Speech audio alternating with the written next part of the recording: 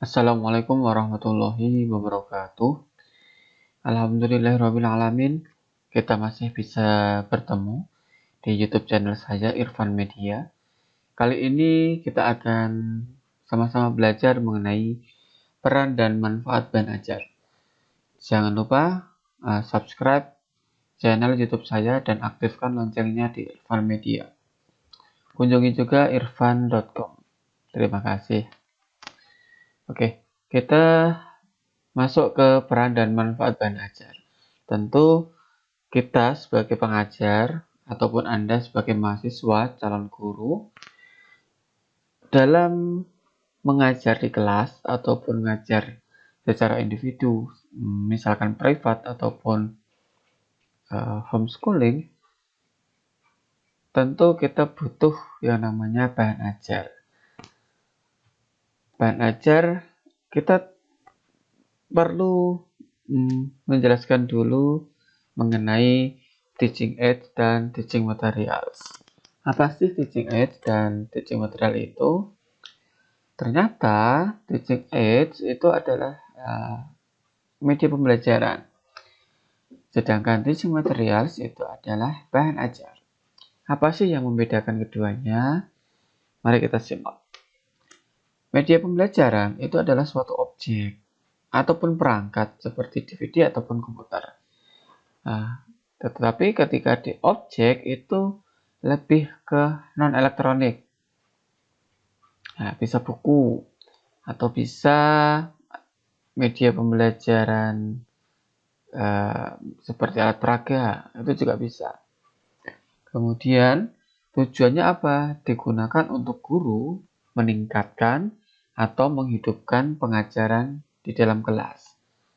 Tentu kalau di matematika itu sangat penting, sangat diperlukan media pembelajaran ini.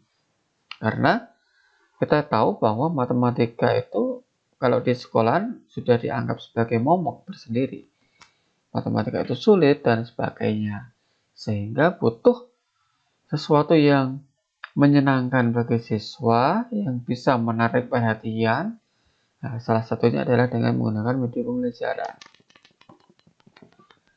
Yang selanjutnya itu adalah teaching materials atau bahan ajar. Didefinisikan sebagai sumber daya yang mengatur dan mendukung instruksi seperti buku teks, tugas, dan sumber tambahan. Nah, pendapat ini diadaptasi dari Remillard dan Heck tahun 2014. Oke ya. Jadi yang perlu kita garis bawahi itu adalah bahan ajar itu sumber daya yang mengatur dan mendukung instruksi. Instruksi siapa? Jelas ya, instruksi guru itu sendiri. Tujuannya itu adalah yang pertama, membuat pelajaran menjadi lebih menarik. Jadi kalau kita sebagai guru ataupun Anda sebagai calon guru, mungkin yang pernah magang di sekolah, pernah mengajar di kelas, itu akan terasa ketika kita hanya menggunakan ceramah saja. Pasti siswa itu akan cepat bosan. Tetapi ketika kita bisa menyampaikan dengan ada sumber yang lain seperti media pembelajaran ataupun bahan ajar yang berbeda, itu akan lebih menarik. Yang kedua, tujuannya adalah untuk mempermudah belajar. Jangan sampai Anda ketika menggunakan bahan ajar yang Anda pilih ataupun yang Anda buat, itu justru mempersulit siswa dalam belajar. Tujuannya adalah untuk mempermudah belajar, sehingga siswa itu mempunyai motivasi yang lebih untuk belajar. Tentu harapannya prestasi belajarnya akan meningkat. Yang ketiga, membantu belajar, yaitu apa yang telah dipelajari untuk tetap berada di dalam benak pelajar ataupun siswa dalam waktu yang lebih lama. Jadi kalau kita pernah belajar teori pemrosesan informasi, jadi ada informasi yang baru itu masuk ke otak kita, diolah di sorting memory, short term memory, atau di working memory. Nah, di situ ketika kita tidak ada sesuatu hal yang menarik atau tidak ada terjadi pengulangan, maka itu akan cenderung dilupakan. Sehingga tugas kita adalah bagaimana membuat informasi yang baru itu menarik sehingga bisa masuk ke ke long term memory. Jadi dari short term memory ke long term memory. Di long term memory itu adalah memori jangka lama, jangka panjang, sehingga ingatan itu akan lebih lama berada di dalam otak kita. Selanjutnya adalah membantu guru untuk menyampaikan materi. Jadi mungkin kalau Anda adalah guru yang baru atau baru memulai jadi guru, tentu ada kalanya Anda ada blank, ya dalam tengah-tengah mengajar itu ngeblank. Nah, bisa jadi bahan ajar ini bisa untuk membantu Anda dalam menyambung apa yang akan disampaikan. Atau juga bisa Anda sebagai guru yang sudah lama, sudah berpengalaman, ini juga bisa membantu Anda ketika menyampaikan materi. Ini akan sangat enak sekali untuk menyampaikan materi, karena apalagi kalau bahan ajar itu adalah yang membuat Anda sendiri. Tentu engagement dari bahan ajar dengan Anda itu akan tersampaikan ke siswa. Yang selanjutnya adalah memungkinkan guru untuk mengekspresikan konsep pembelajaran yang diinginkan secara efektif. Selanjutnya, tentang media pembelajaran. Karena antara bahan ajar dan media pembelajaran itu sangat berkaitan. Hampir mungkin ada beberapa ahli yang tidak membedakan keduanya. Tetapi ada juga yang membedakan keduanya antara media pembelajaran dan bahan ajar. Media pembelajaran itu ada yang berbasis non-elektronik seperti papan tulis, flipboard, slide, dan foto, dan juga teleskop. Itu yang non-elektronik. Sedangkan yang elektronik itu seperti PowerPoint, video, kemudian ada augmented reality. Nah, ini yang baru booming sebetulnya, augmented reality. Atau juga virtual reality book. Jadi seperti kacamata yang bisa menampilkan mirip kenyataannya. Gitu. Selanjutnya adalah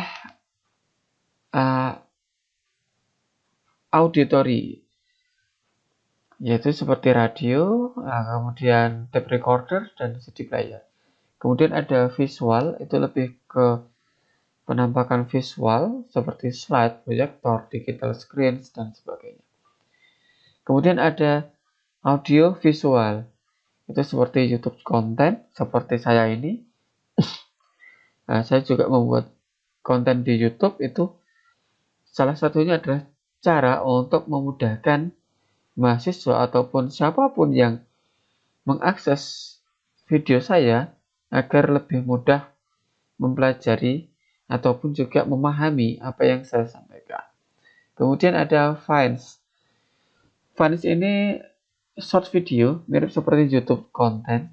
Perbedaannya adalah pengembangnya. Kalau YouTube itu dari Google, kalau Vines itu dari Twitter, diakuisisi oleh Twitter. Dan sebagainya. Kemudian ada audio visual dan taktil, seperti 3D models dan juga kunjungan lapangan. ini adalah media pembelajaran. Sedangkan di bahan ajar itu adalah item yang membantu aspek informasi dalam mengajar.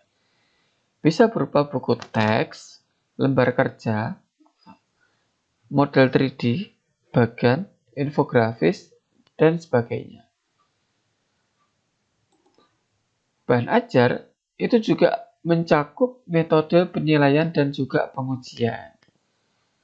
Jadi harus lengkap ya kalau bahan ajar. Nah, di sini kita akan diberikan contoh berbagai jenis bahan ajar.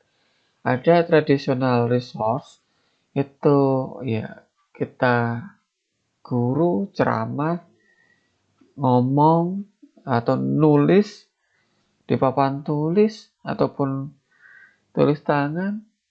Kemudian ada guideline, textbook, buku referensi, dan sebagainya. Flashchart juga. Kemudian ada digital media seperti video, foto, presentasi.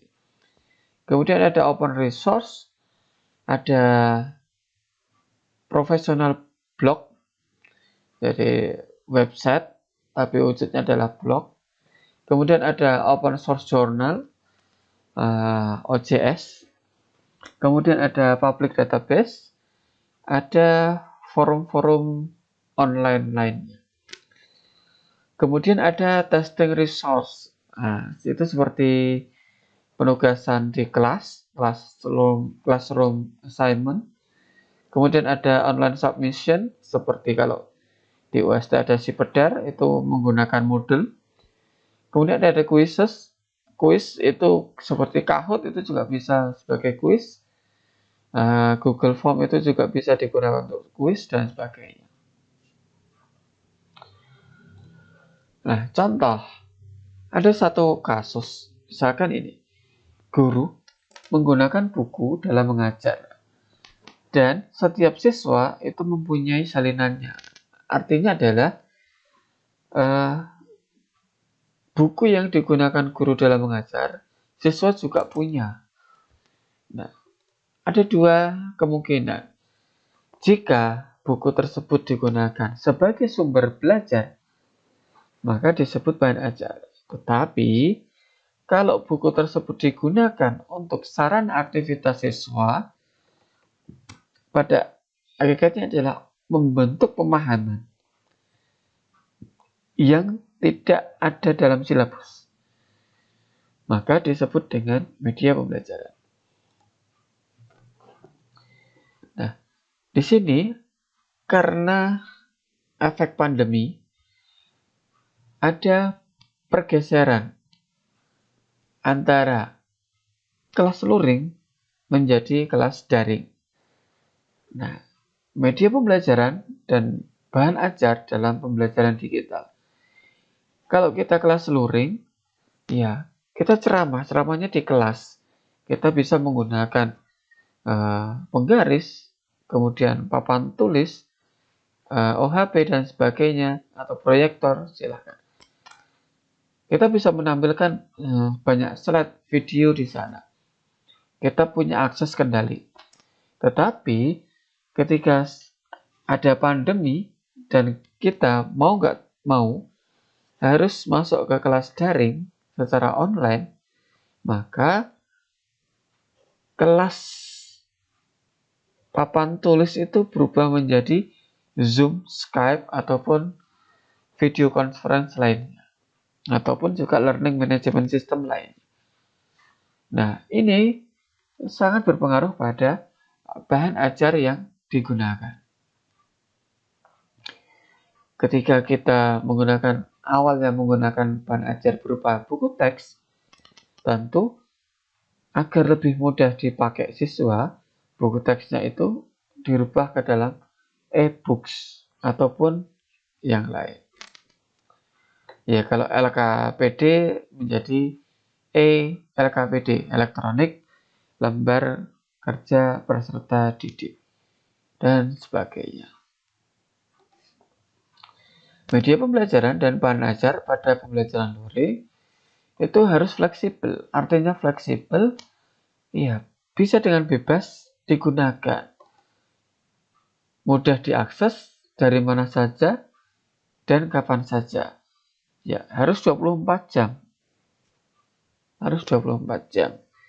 Dan mau dimanapun itu bisa diakses. Mau kita baru duduk, baru antri, baru di bis, di kereta, dan sebagainya. Itu bisa kita akses. Asal ada internetnya. Nah, berarti kalau ada internet itu harus bisa di-download dan juga bisa diakses. Intinya itu. Selanjutnya, bisa ditanam di banyak device. Artinya, bisa diakses di Android ataupun di iPhone ataupun di smartphone, di tablet, di laptop, komputer, itu bisa. Itu akan sangat-sangat membantu. Oke. Selanjutnya, saya ingin mengajak Anda untuk mencoba mencari berbagai jenis bahan ajar yang dapat diterapkan di pembelajaran online. Apa sih bahan ajar yang bisa diterapkan di pembelajaran online, khususnya di masa pandemi ini? Tentu berbagai jenis itu ada kelebihan dan juga kekurangan. Silahkan jelaskan kelebihan dan kekurangan masing-masing bahan ajar tersebut. Oke. Terima kasih atas waktunya. Jangan lupa subscribe di YouTube channel saya, Irfan Media, dan juga kunjungi irfan.com. Terima kasih. Assalamualaikum warahmatullahi wabarakatuh.